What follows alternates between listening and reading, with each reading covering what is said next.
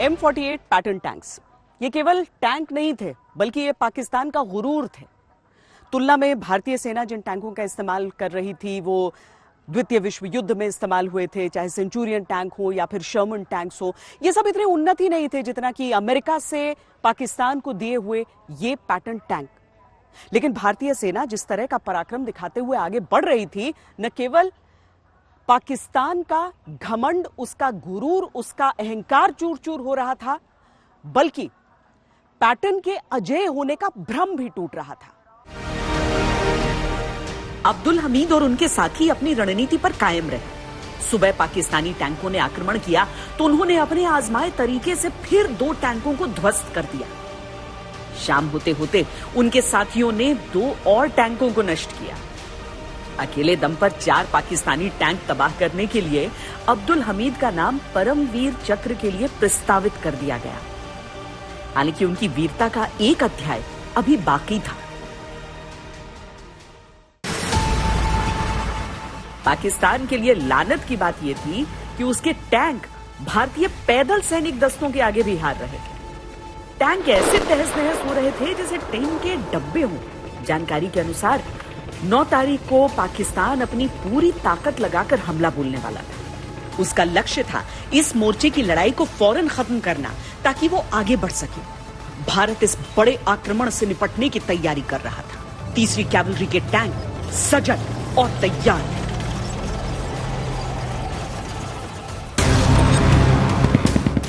जो बड़ा आक्रमण 9 तारीख को नहीं हुआ, वो 10 सितंबर की सुबह हुआ।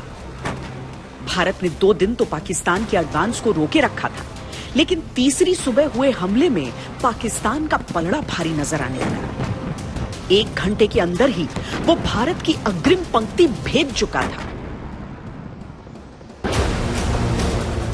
पाकिस्तानी अब जीप पर बैठे भारतीय सैनिकों के लिए मशीन गन फायर का इस्तेमाल कर रहे थे। अब्दुल हमीद ने बहुत समझदारी से सामने से होती फायरिंग से बचते हुए एक के बाद एक 2 पाकिस्तानी टैंकों को आग के गोले में तब्दील कर दिया। लेकिन दुश्मन की नजर उन पर पड़ चुकी थी। पाकिस्तानी टैंक वीर अब्दुल हमीद की जीप पर निशाना लगा रहे थे। अब्दुल हमीद को इसका आभास हो चुका था। उनके पास 2 ही विकल्प थे, या तो पीछे हटकर किसी ओट में आक्रमण धीमा होने का इंतजार करें या फिर जान की परवाह किए बगैर बेखौफ आगे बढ़ते रहें। पीछे हटने का मतलब था दुश्मन को आगे आने का मौका देना। आगे बढ़ने का मतलब था तय तौर पर अपनी जान गंवाना। पर अब्दुल हमीद सर पर कफन बांध कर आए थे, लिहाजा फैसला यही कि वो आगे बढ़ते जाएं। जब तक वो एक टैंक से बचकर उस पर निशाना लगा रहे थे, एक दूसरा टैंक उनकी ओर बढ़ा चला आ रहा था। अब्दुल हमीद ने उस टैंक को तब देखा जब दोनों आमने सामने आ चुके थे। दोनों ने एक साथ निशाना साधा और दाग दिया गोला।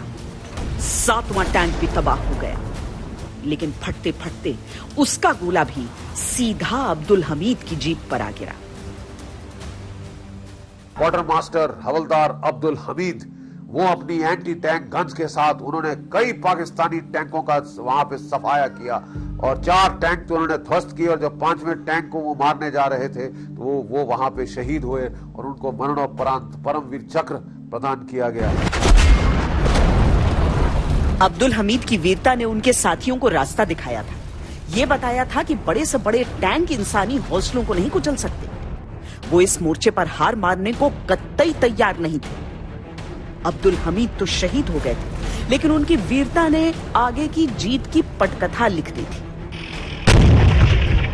इस बीच पाकिस्तान की एक टुकड़ी उत्तर की ओर बढ़ने लगी, पर उन्हें मालूम नहीं था कि उनकी चतुराई का अंदाजा हिंदुस्तान पहले से लगा चुका है। आगे उनका ही इंतजार हो रहा था। गन्ने के खेत में तीसरी कैवलरी का एक स्क्वाड्रन घात लगाए बैठा था। टैंकों के आते ही ताबड़तोड़ हमला बोल दिया। 3 के टैंक्स ने बैटल फॉर्मेशन में उनको पकड़ा भी, ढूंढा भी और एक पैटर्न टैंक को निस्ते नाबूद किया, जिससे कुछ ही पल में 2 ट्रुप 4 कैवलरी के पूरी तरह से पैटर्न टैंक्स निस्ते नाबूद हो चुके थे। ये देख दुश्मन के जो पीछे टैंक्स चल रहे थे उनके ट्रुप्स ने बिना फाइट करे फिर टैंक्स को भीगी विंड के अंदर ही छोड़कर वहां से वो भाग खड़े हुए। और जब अचानक हुए हमले से बचने के लिए पाकिस्तानियों ने पूरब से निकलने की कोशिश की तो वहां से डेक्कन हॉर्स की टैंकों ने उन पर हमला कर दिया। वो क्रॉस फायर में बुरी तरह फंस चुके थे। दरअसल पाकिस्तानियों के आगे बढ़ने के तरीके को देखकर हिंदुस्तानी अंदाजा लगा चुके थे कि वो क्या कर सकते हैं, इसीलिए चौतरफा इंतजाम किए गए थे। दुश्मन के लीडिंग दस्ते जो कि काफी कैजुअलिटी झेल चुके थे और उनका मोरल डाउन था, जिसके कारण उन्होंने विड्रा करा और फिर से एक्सटेंडेड फॉर्मेशन में अटैक लॉन्च करने का प्लान बनाया। इस बार उन्होंने आर्टी शेलिंग के साथ अटैक लॉन्च किया, लेकिन इस बार भी दुश्मन के टैंक्स 3 कैवलरी के टैंक्स की पोजीशन को सपोर्ट करने में नाकामयाब रहे और फिर से उनको टैंक्स की कैजुअलिटी झेलनी पड़ी। बाजी अब बिल्कुल पलट चुकी थी। पाकिस्तान के टैंक 3 तरफ से घिरकर अब दक्षिण से निकल भागने की फिराक में थे, लेकिन करीब 24 घंटे पहले ही दक्षिण से उनके निकल भागने के रास्ते को सिंचाई के लिए बह रही नहरों के पानी से पाट दिया गया। पाकिस्तानी फौज मौत के मुंह में बढ़ रही थी। दलदली जमीन में भारी भरकम पाकिस्तानी टैंकें फंस गईं और फिर 3 तरफ से गोले उन पर बरसते रहे। दुश्मन उस बॉगी पैच के अंदर भारतीय सेना के सामने घिर चुका था, जिसके कारण दुश्मन को काफी खामियाना और कैजुअलिटीज भुगतनी पड़ी। उसके 100 से अधिक टैंक डिस्ट्रॉय हो चुके थे, 40 टैंक कैप्चर्ड थे। काफी सीनियर अधिकारी GOC 1 armoured div, commander arty brigade को अपनी जान गंवानी पड़ी।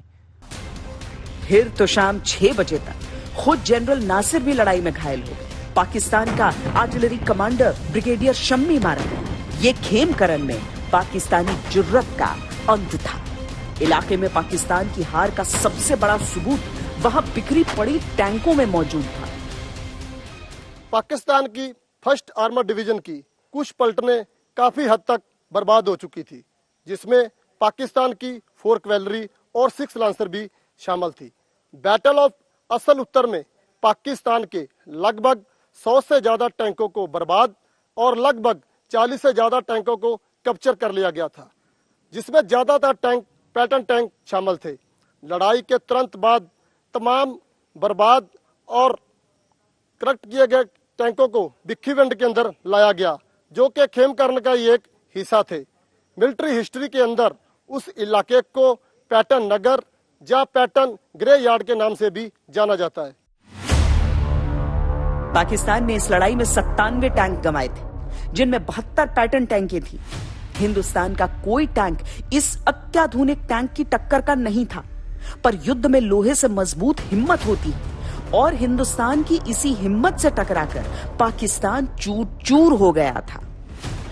पाकिस्तान के लगभग 2 आर्मर्ड रेजिमेंट मिट गए, उसकी 4थी कैवलरी का नामो निशान मिट गया, और ये सब कुछ हुआ एक ऐसी जगह जिसका नाम था असल उत्तर।